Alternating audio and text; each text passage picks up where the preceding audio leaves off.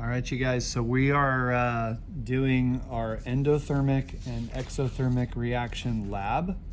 So if you guys have your lab sheet, I'm gonna go through the procedures with you. So this is sort of our setup.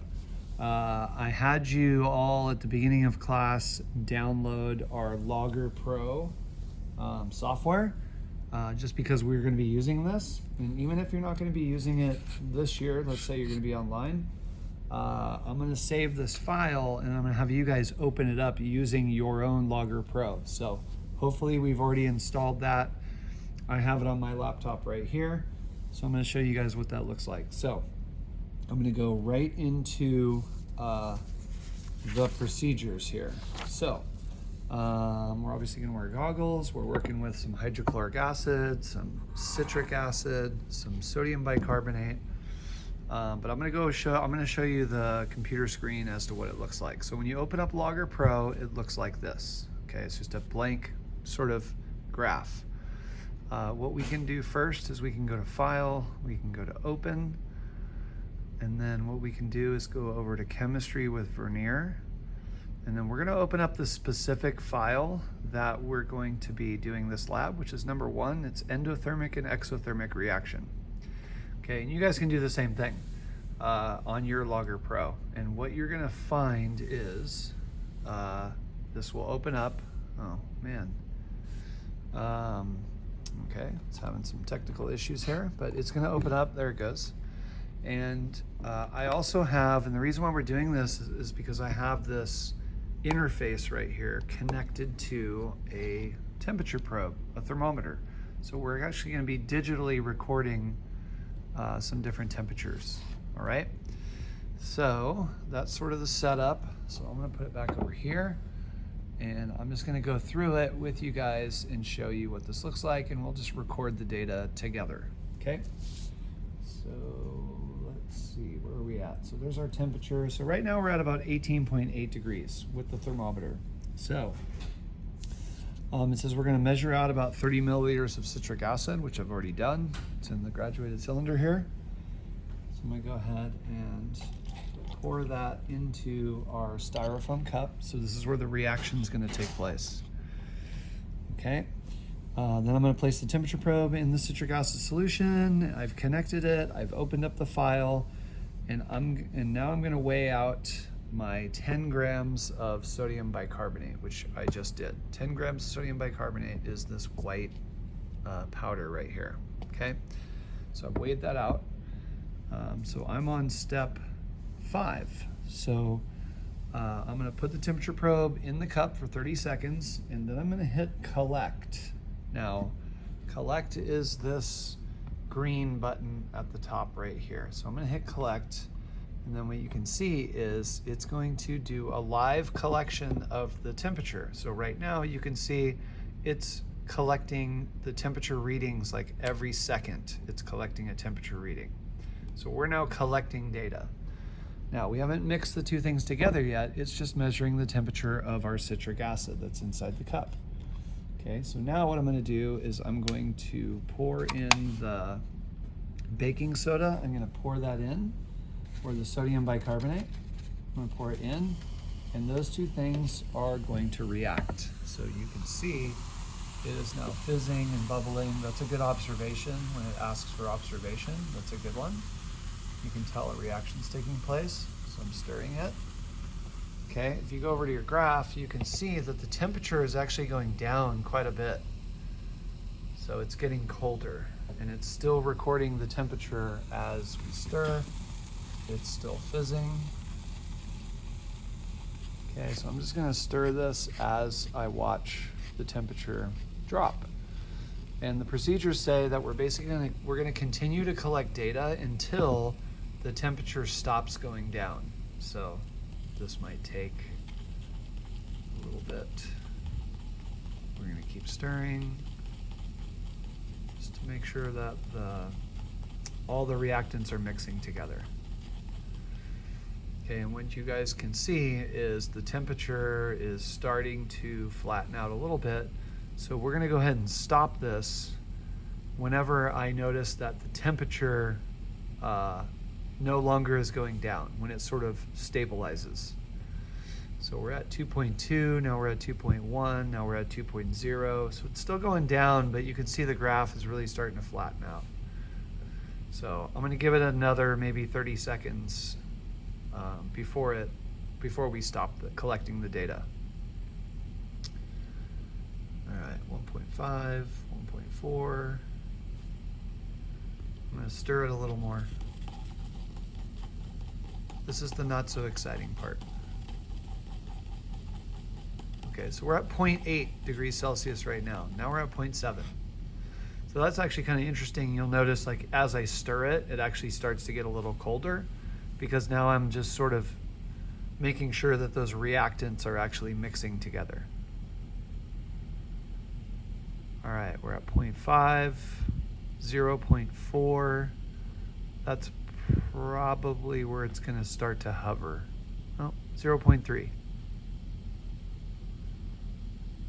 I'm going to give it just another 10 seconds. Okay, so 0.3, 0.2. I'm going to go ahead and stop it because I think it's going to kind of level off right here. So I stop.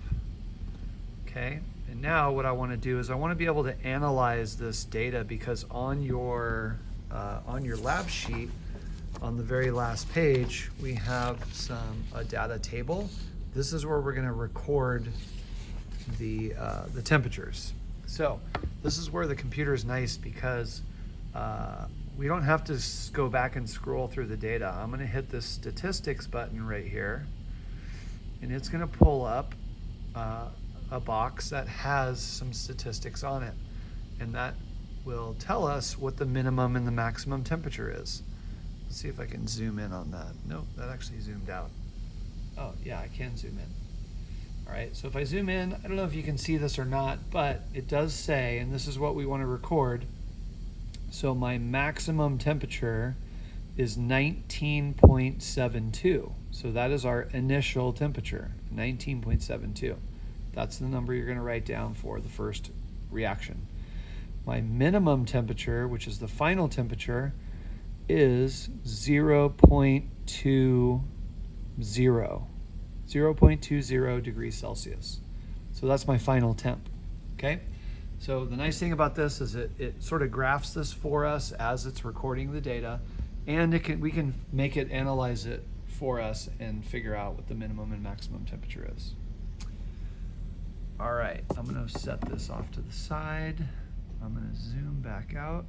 Whoop, there we go. Okay, and then I'm going to get ready for our second reaction. I'm going to wipe this down. I'm going to take this cup, dump it out, and then rinse it.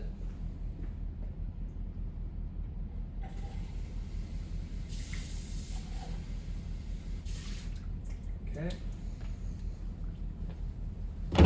And now we're ready for part two. So part two says we are going to use 30 milliliters of hydrochloric acid. So I'm going to get my graduated cylinder, and I'm going to find the hydrochloric acid, which is right here, HCl, and I'm going to pour out 30 milliliters.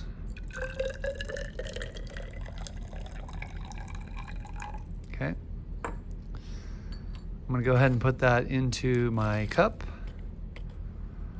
All right, I'm going to put the temperature probe back in there. Okay, now I want to record this because I want to get like a baseline. So now what you're going to do is, this is really helpful. I don't want to erase my last one. So what I'm going to do is I'm going to hit collect again. And when I hit collect, it's going to ask me, do you want to store the latest one? And you just say yes. So I'm going to store that. And now it's collecting our second trial. Now that's going to be in red. So as you start to look at this, you can see that it's collecting data every second. And it's telling us that the hydrochloric acid right now is about 19 degrees Celsius. And it's going to keep collecting that data every second. Okay, so now what we're going to do is we're going to add our piece of magnesium. So it looks something like this. It's a solid piece of magnesium, kind of shiny. I'm gonna bend it a little bit to make sure that it all goes in the cup and reacts. Okay, so there we go. So now I'm gonna put it inside the cup and I'm gonna make observations with this. And you might be able to see that I see some bubbles that are appearing. It's definitely reacting. I'm gonna stir it a little bit. Okay, but that's clearly there's a reaction taking place here. So that's another observation that you can write down is the magnesium and the hydrochloric acid are reacting. And I know that because I see bubbles. I can hear it fizzing too. If I come over to the graph and you look at the red part of the graph, I'll zoom in on that. You can see let me move this out of the way.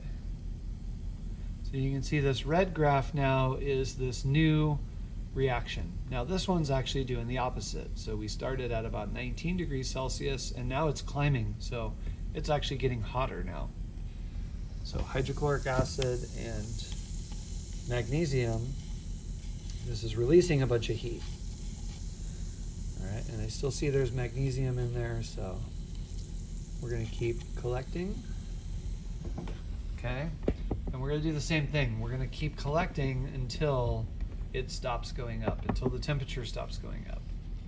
And you can kind of see where I'm stirring it, because as I stir it, it starts to jump up a little more.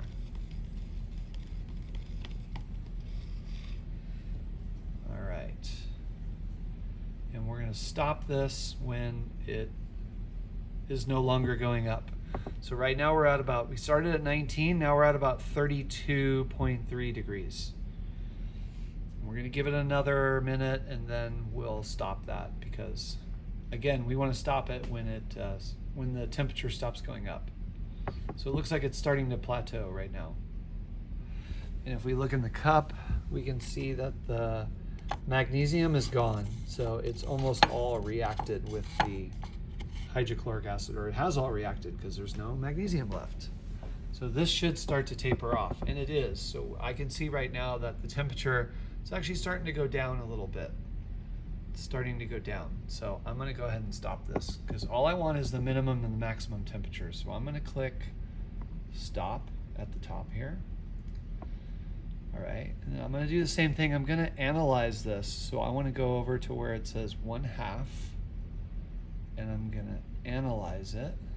And then I wanna click on the latest temperature. I'm gonna hit okay.